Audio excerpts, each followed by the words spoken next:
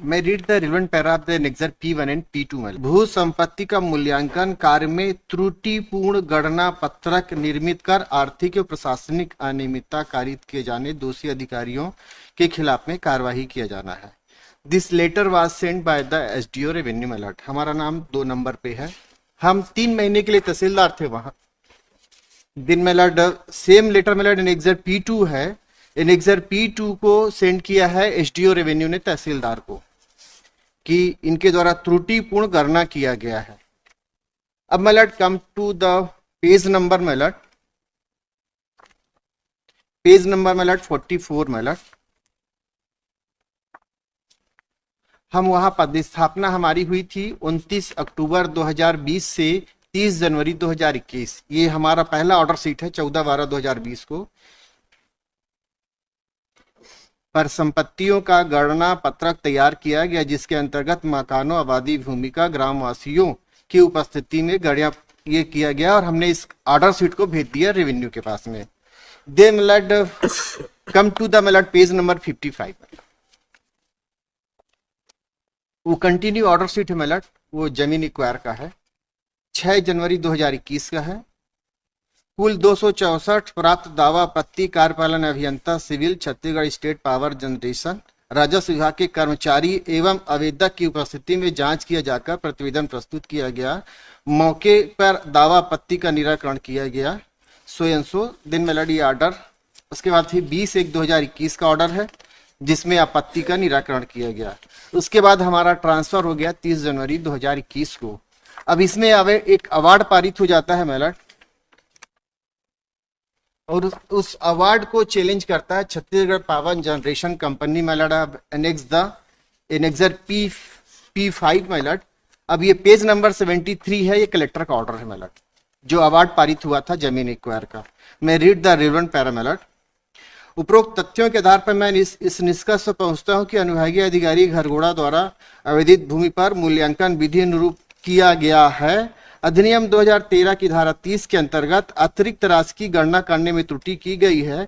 उक्त प्रावधान के अनुसार इश्तिहार प्रकाशन के दिनांक से आदेश दिनांक तक 6 माह की अवधि का अतिरिक्त राशि का गणना की जाने चाहिए था, न कि प्रकरण में कार्यवाही प्रारंभ होने के दिनांक 25/4/2018। चूंकि मतलब 25/4/2018 का आवेदन आया था और उस दिन से उन्होंने गणना किया था, अतः 32 माह का अतिरिक्त राशि की गणना की त्रुटि गई है।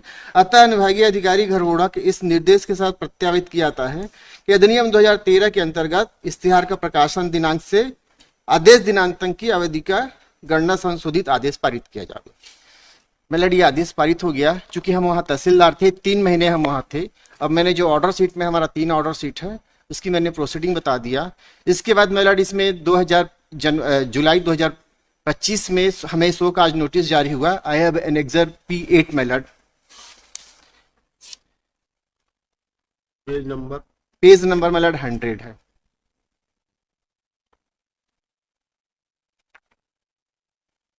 मैं read the relevant para my lord. अर्जन संबंधी भू संपत्ति की त्रुटिपूर्ण गणना मूल्यांकन करने वाले अधिकारी कर्मचारी का उल्लेख है। परिसंपत्ति की त्रुटिपूर्ण गणना मूल्यांकन करने श्रेणी में आपका नाम है, अतः आप अपना जवाब दें। स्पष्टीकरण उसके पीछे हमने अपना जवाब प्रस्तुत कर दिया है कि हम 3 महीने के लिए थे और हमने 3 महीने का ऑर्डर शीट बना के हमने भेज दिया था। अब मैं अभी एनेक्सर P1 और P2 ये कलेक्टर ने एक ऑर्डर कर दिया SDO को।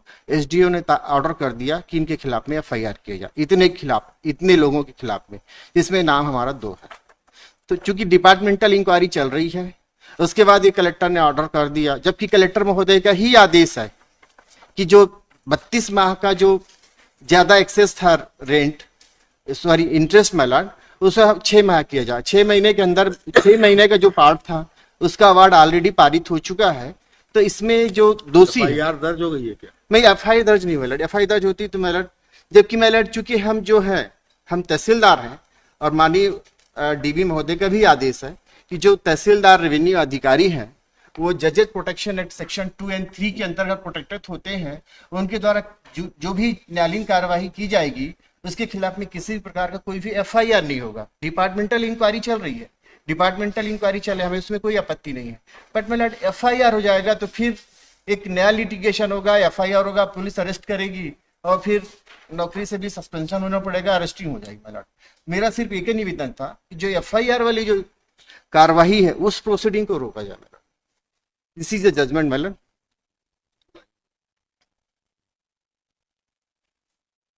और इसमें एक पीके गुप्ता जी का भी जजमेंट है, ऑनरेबल सिंगल बेंच का ही है। इसका लास्ट पैरा जो है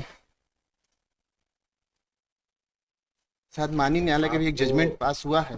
आप आए हैं रिट पिटीशन सर्विस में आ गए। माय लॉर्ड इसीलिए माय लॉर्ड अगर इसमें अगर एफआईआर हो जाती तो मुझे सीआरएमपी या डब्ल्यूपीसीआर में जाना पड़ता। मैंने इसमें चैलेंज किया है, जो मुझे शो काज नोटिस भी इशू हुआ है उससे भी मैंने चैलेंज किया हुआ है, क्योंकि मेरा जो कार्यकाल है मात्र 3 महीने का है और मैंने ऐसा कोई काम नहीं किया है जिसमें कोई त्रुटिपूर्ण हो, और त्रुटिपूर्ण जब सुधार लिया गया है उसके एवज में मुझे 30 शो काज नोटिस हो रहा है, डिपार्टमेंटल इंक्वायरी की जा रही है, देन एफआईआर की जो प्रोसीडिंग हो रही है वो। तो मेरा सिर्फ ये निवेदन था कि जो एफआईआर का जो पत्र जारी किया गया है कलेक्टर और एसडीएम के द्वारा उसे स्टे किया जाना है। नहीं, सबसे बड़ी बात क्योंकि मेरा जो रोल है माय लॉर्ड वो रोल एकदम लिमिट है।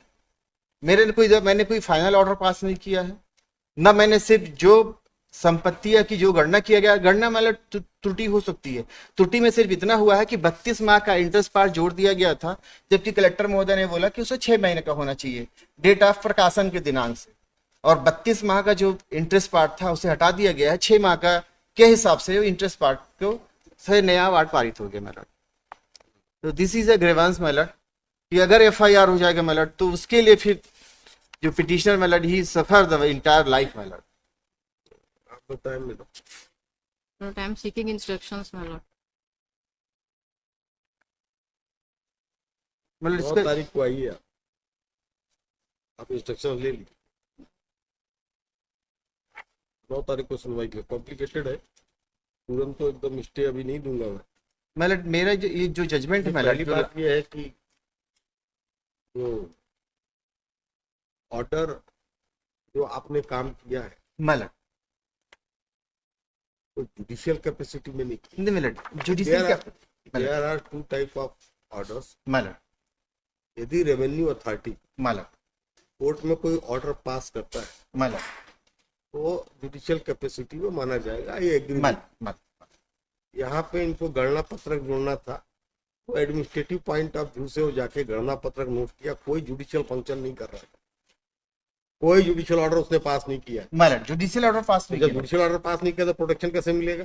माय लॉर्ड, क्योंकि जो प्रोसीडिंग हुई है माय लॉर्ड हर के लिए नहीं है, उसमें लिखा हुआ है माय लॉर्ड कि यदि वो, हाँ, आप जैसे कलेक्टर ने अवार्ड पारित किया, माय लॉर्ड ये जुडिशियल कैपेसिटी, माय लॉर्ड उसको प्रोटेक्शन मिल जाए। माय लॉर्ड लेकिन आप जो है एडमिनिस्ट्रेटिव साइड में जाइए, घूमिए, मौका निरीक्षण कीजिए और जाके गणना पत्रक में जोड़िए। अब आपने अगर वहां गलत कर दिया है और कोई कार्रवाई हो रही है तो एडमिनिस्ट्रेटिव कैपेसिटी में मेरे को एक भी रूलिंग दिखा दीजिए कि उसको प्रोटेक्शन है।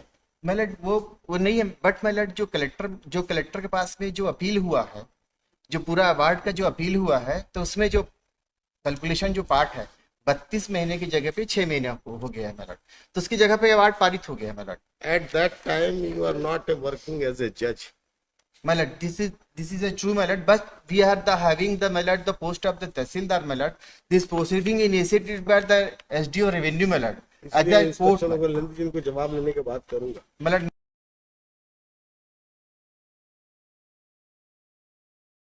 किसी का घर तोड़ दे विदाउट एनी ऑर्डर तो क्रिमिनल एफआईआर तो होगा। नहीं उसमें और ये गणना पत्रक क्या है? जो गणना पत्रक कहा गया वो एडमिनिस्ट्रेटिव ढंग से कहा गया, एडमिनिस्ट्रेटिव रूप से आप गए मौका पे